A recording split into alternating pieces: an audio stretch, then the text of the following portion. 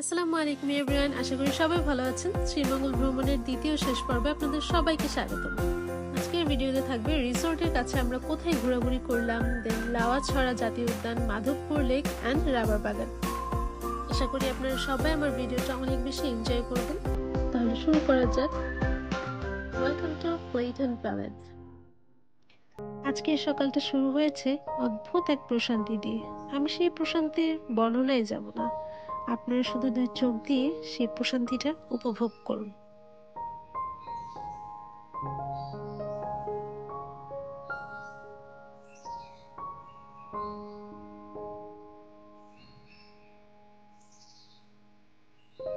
দ্বিতীয় দিন সকালে ভোর 7টায় ঘুম থেকে উঠেছিলাম। উঠেই যখন ব্যালকনিতে আসলাম, এই অদ্ভুত কুয়াশা মাখা ভোর দেখে আমার মন প্রাণ সবকিছু জুড়িয়ে গেল। আর 7:30টায় আমাদের সবার মিলে কাছে চা বাগানে ঘুরতে যাওয়ার কথা। সবাই বলতে আমাদের রিসোর্টের ম্যানেজার ভাইয়া আদনান ভাই অ্যান্ড আমাদের পাশের রুমে একজন কাপল, যারা আমারই দেশের ব্রাহ্মণবাড়িয়ার। আমরা 5জন মিলে কাছে চা বাগানে ঘুরতে যাওয়ার প্ল্যান। সেই প্ল্যান মোতাবেক সবাই ঘুম থেকে উঠে গিয়েছিলাম আর রিসোর্টের সৌন্দর্য উপভোগ করতে করতে আমরা বেরিয়ে পড়লাম। আমার প্রথম পর্বে আমি আপনাদেরকে মণিপুরি পাড়াটা কিছুটা দেখিয়েছিলাম। আমরা সেই মণিপুরি পাড়ার ভিতর দিয়ে সেই যে ব্রিজটা যেখানে গিয়ে এর আগে দাঁড়িয়েছিলাম, সেটা দিয়ে আমরা প্রায় 15 থেকে 20 মিনিটের একটা পথ হেঁটে আমরা পৌঁছে গেলাম এই চা বাগানে।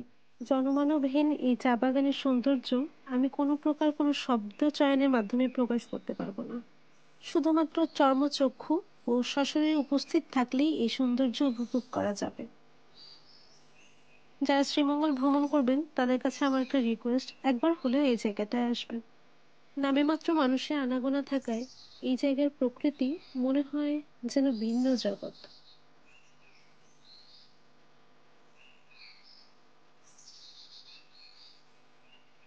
ঘোরাঘুরি শেষ করে আমরা ব্যাক করলাম আমাদের রিসোর্টে। ব্রেকফাস্ট করব অ্যান্ড চেক আউটের প্রিপারেশন নেব। ব্রেকফাস্টে ছিল মজার খিচুড়ি অ্যান্ড মুরগির মাংস ভুনা। এটা আমার রেকর্ড করতে ভুলে গিয়েছি, বাট খুবই মজা ছিল। চেক আউটের টাইম হয়ে গেছে, আমি ব্যালকনিটা শেষবারের মতন দেখে নিচ্ছি। এত আপন একটা জায়গা কিভাবে হয়ে যায়। আমার মনে হচ্ছিল আমার কাছে যদি ডোরিমনের ম্যাজিক ডোর থাকতো, যে কোনো সময় আমি আমার রুম থেকে এই ব্যালকনিটাতে চলে আসতে পারতাম। কত মজা হতো, তাই না? আচ্ছা, এখানে আমরা একে একে সবাইকে বিদায় জানিয়ে নিচ্ছিলাম। দুইটা জিনিস আমি জানাতে ভুলে গিয়েছি আগের পর্বে, সেটা হচ্ছে এখানে একটা টেন্ট আছে, যে টেন্টটা হচ্ছে যে গেস্টরা চেক ইন টাইমের আগে চলে আসে তাদেরকে রাতে থাকতে দেওয়া হয় এবং এটার জন্য কোনো পেমেন্ট নেওয়া হয় না। আরেকটা জিনিস হচ্ছে যে কোনো টাইমে এখানে চা পাওয়া যায়, দুধ চা, এবং সেটা খেতে খুবই মজা। সবাইকে বিদায় জানাতে আমাদের অনেক কষ্ট হচ্ছিল, বাট প্রমিস করেছি আমরা আরেকবার আসবো। রনি ভাইয়ের সিএনজি আমরা আগের দিনই বুক করে ফেলেছিলাম আজকের দিনের জন্য সারাদিন, এবং আজকের গন্তব্য লাওয়াছড়া জাতীয় উদ্যান। লাওয়াছড়া জাতীয় উদ্যানে আমাদের জন্য আগে থেকে এই বানর মহাশয় ওয়েলকাম করার জন্য ওয়েট করছিল। আমরা টিকিট কাউন্টার থেকে টিকিট কেটে নিলাম। 50 বা 60 টাকা করেছিল পার পার্সন টিকিট।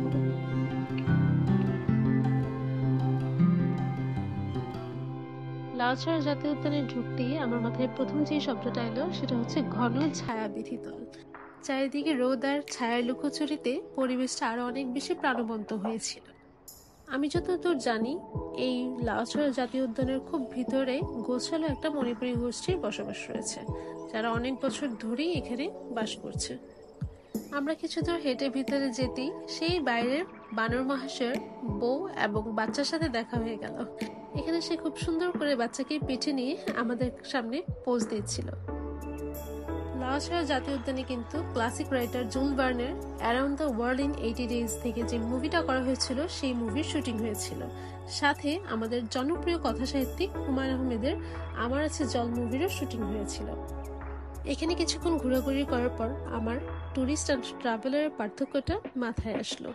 আমরা ছিলাম ট্রাভেলার, যারা 2 দিনের ছুটিতে রিল্যাক্স করতে এসেছি, কিন্তু লাওয়াছড়াতে যারা মাইলের পর মাইল হাঁটছিল তারা ছিল মূলত ট্যুরিস্ট। আমরা ট্রাভেলার হওয়াতে আমরা খুব বেশিক্ষণ সেখানে সার্ভাইভ করতে পারলাম না। অল্প কিছুক্ষণ সেখানে হাঁটাহাঁটি ঘোরাঘুরি করেই আমরা সেখান থেকে বের হয়ে গেলাম। মেন গেট থেকে বের হয়ে এখানে সারি সারি দোকান চোখে পড়লো, এন্ড এখানে ছিল ঝালমুড়ি ও ফুচকার 2টা স্টল। আমার খুব ফুচকা খেতে মন চাইলো এন্ড আমি ফুচকার অর্ডার দিয়ে দিলাম। ফুচকাটা আমাকে সার্ভ করার পর একটা মুখে দিতেই আমি আসলে টাসকি খেয়ে গেলাম, কারণ এটা ছিল না ঝাল, না টক, না মিষ্টি। সবচেয়ে বড় সমস্যা ছিল তারা বাংলা বুঝে না। তাদেরকে আমি 7 থেকে 8 বার বলার পর তারা আমার টকটা চেঞ্জ করে দেয় অ্যান্ড দেয় তেঁতুলের চাটনি, অ্যান্ড আমি খুবই ডিসঅ্যাপয়েন্ট হই। যাই হোক, কোনো রকম 2-3টা খেয়ে আমরা আবারও রওনা দিয়ে দিলাম। অ্যান্ড এবার যখন সিএনজিতে উঠলাম, সিএনজিতে উঠে আমাদের জন্য একটা সারপ্রাইজ ওয়েট করছিল। অ্যান্ড সেই সারপ্রাইজটা হলো রনি ভাই তার সিএনজির উপরের দিকটা খুলে দিয়েছিল আমাদের জন্য, যেন আমরা চাঁদের গাড়ির মতন একটা ফিল নিতে পারি। আর সত্যি এই এক্সপিরিয়েন্সটা ছিল দুর্দান্ত। সিএনজির উপর দিক থেকে মাথা বের করে পাহাড়ের ঠিক মাঝখান দিয়ে উঁচু নিচু পাহাড় কেটে বের হওয়া। এবারে আমাদের যাত্রা ছিল মাধবপুর লেক। আমরা একটু একটু করে সবগুলি স্পটে ঘুরে দেখার ট্রাই করছিলাম। লাউচড়া থেকে মাধবপুর লেক পৌঁছাতে 40 থেকে 45 মিনিটের মতন সময় লেগেছিল। অ্যান্ড মাধবপুর লেকের বাইরে যে গেটটা ছিল সেই গেটের বাইরের দিকটা লাউচড়ার মতনই ছিল। আমরা যখন এখানে পৌঁছাই তখন দুপুর 2টা থেকে 2:30টার মতন বাজে। খুব একটা খিদা লাগেনি তখন আমার, কিন্তু আমি সেখানে ঝালমুড়িটা ট্রাই করতে নিয়েছিলাম, বাট দেখলাম ঝালমুড়িতে ম্যাগি মশলা দিচ্ছে, তাই আমি কানে ধরলাম যে না, সরি। আফটার দ্যাট আমি ঠিক করলাম যে আমরা আমাদের স্টেশনের কাছাকাছি গিয়ে লাঞ্চটা একেবারে করে নেব। এখানে আমরা অলরেডি একবার টিকিট কেটেছিলাম, তারপরে হচ্ছে গেটে এই ভাইয়াটাকে আমাদের কেন টাকা দিতে হয়েছিল আমরা এখনো জানি না। আমরা উপরে সিঁড়ি বেয়ে উঠতেই আমাদের লেক চোখে পড়লো। লেকের মধ্যে অনেক সুন্দর সুন্দর পদ্ম ফুল ফুটেছিল।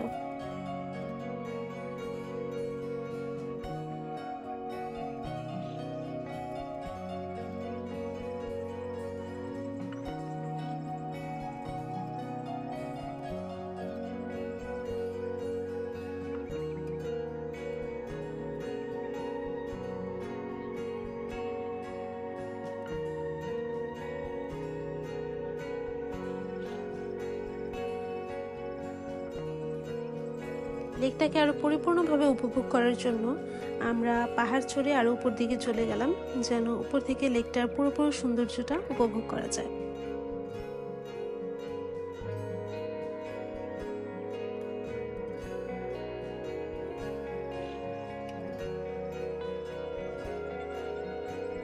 এই মাধবপুর লেকের বিস্তৃতি কিন্তু অনেক বিশাল। আমরা শুধু এই ছোট পরিসরটাই আমাদের নজরে যতটুকু আসে ততটুকুই দেখতে পারছি। লেকের চারপাশটা ঘুরে আমরা সাথেই চা বাগান ছিল, সেই চা বাগানের দিকে চলে গেলাম। অ্যান্ড আমরা কাপল ফটোশুট করছিলাম। কাপল ফটোশুট করতে করতে দেখলাম সেখানে দুজন চা শ্রমিক ছিল। তারা আমাদের খুব আপন করে বলল, দে আমাদেরকে মোবাইলটা দে, আমরা তোদের ছবি তুলে দিচ্ছি। আমি জানি না, হয়তো আমার মনের কথা বুঝতে পেরে চা শ্রমিক একজন তার মাথা থেকে একটা ক্যাপ আমাকে দিয়ে বললো যে এভাবে ছবি তুলো, ওভাবে ছবি তুলো, এবং ব্যাপারটা আমার খুব ভালো লাগছিল। মাধবপুর লেক থেকে আমরা প্রায় 3:30টার দিকে বের হয়ে গেলাম। তখন ইতিমধ্যে পেটের মধ্যে চুচু দৌড়ানো শুরু হয়ে গেছে, খুব খিদা লেগে গেছে। আমরা রনি ভাইকে বললাম, ভাই আমাদেরকে শহরের দিকে নিয়ে যান, আমরা খাওয়া দাওয়া করে একটু ঘোরাঘুরি করে 5:30টার ট্রেনে ঢাকা ব্যাক করব।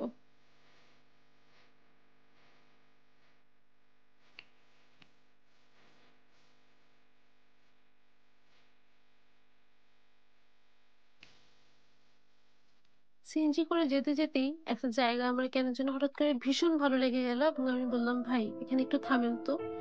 জায়গাটা এত বেশি নির্জন ছিল যে আমি নিজেকে আটকাতে পারিনি সেখানে কিছুটা মুহূর্ত কাটানোর জন্য। রনি ভাইকে বারবার জিজ্ঞেস করছিলাম, ভাই এই যে চায়ের টিলাগুলো এগুলার পরে কি? উনি বারবার একই উত্তর দিচ্ছিল, এরপরেও টিলা, এরপরেও টিলা, এই টিলার কোনো শেষই নেই। পুরোটা শ্রীমঙ্গল জুড়েই তো চা বাগান, কিন্তু প্রত্যেকটা চা বাগানের সৌন্দর্য একটা আরেকটা থেকে সম্পূর্ণ ভিন্ন এবং ভীষণ সুন্দর। আমরা আবারও রওনা হয়ে শহরের দিকে চলে আসলাম, আর ইতিমধ্যে পেটের চুচু দৌড়তে দৌড়তে ক্লান্ত হয়ে গেছে। বসে পড়লাম বাগানবাড়ি মেজবানি রেস্টুরেন্ট। রনি ভাই বলল এখানের খাবার নাকি ভীষণ মজা।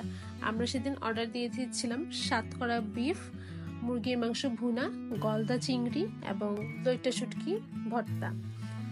প্রত্যেকটা খাবার একটা থেকে আরেকটা অনেক বেশি মজা ছিল। যদিও সাতকরার বিফটার মধ্যে যে সাতকরাটা ছিল সেটা আমার কাছে কিছুটা তিতকুটে লেগেছে। আপনাদের কাছে যদি ঢাকায় কোনো অথেন্টিক সাতকরা বিফের রেস্টুরেন্ট থেকে দেখে আমাকে অবশ্যই কমেন্ট বক্সে জানাবেন। এখানে খাওয়া দাওয়া শেষ করে আমরা চলে গেলাম রাবার বাগানের দিকে। এটা সেই রাবার বাগান না যেটা আপনারা সব ভিডিওতেই দেখে থাকেন, এটা আমাদের রাস্তায় পড়েছিল। অ্যান্ড এখানে রাবার বাগানের এই গাছ আমি আমার লাইফে প্রথমবার দেখলাম।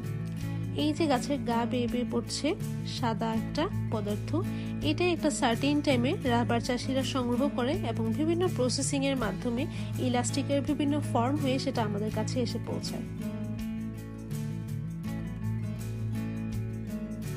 আমাদের শ্রীমঙ্গল ভ্রমণের শেষ পর্যায়ে চলে এসেছে। এখন আমরা শহরের উদ্দেশ্যে রওনা শুরু করেছি। শহরের দিকে যেতে যেতে আমাদের চোখে পড়ে মা বাবা মণিপুরি হ্যান্ডিক্রাফটস নামের একটা দোকান, যেখানে আমার কয়েকটা শাড়ি খুব পছন্দ হয়ে গেছে। এই শাড়িগুলোর প্রাইস ছিল পার পিস 2500 টাকা করে, অ্যান্ড আমার কাছে প্রাইস কিছুটা বেশি মনে হয়, আমার শাড়িগুলো নেওয়া হয়নি। শহরে এসে আমরা নিজেদের জন্য অল্প কিছু চা পাতা কিনে নিলাম। আজকে আমাদের সারাদিন ঘোরাঘুরির জন্য সিএনজি ভাড়া ছিল 1300 টাকা, অ্যান্ড খাবার খরচ গিয়েছে 780 টাকা। এছাড়া কোনো এক্সট্রা খরচ ছিল না, অ্যান্ড আমরা এই দিনটা খুব বেশি উপভোগ করেছি। আমার এই ভিডিওটা ভালো লেগে থাকলে প্রথম পর্বটা দেখার আমন্ত্রণ রইল। সবাই ভালো থাকবেন, সুস্থ থাকবেন, অ্যান্ড জীবনে একবার হলেও শ্রীমঙ্গল ভ্রমণ করবেন। আল্লাহ হাফিজ।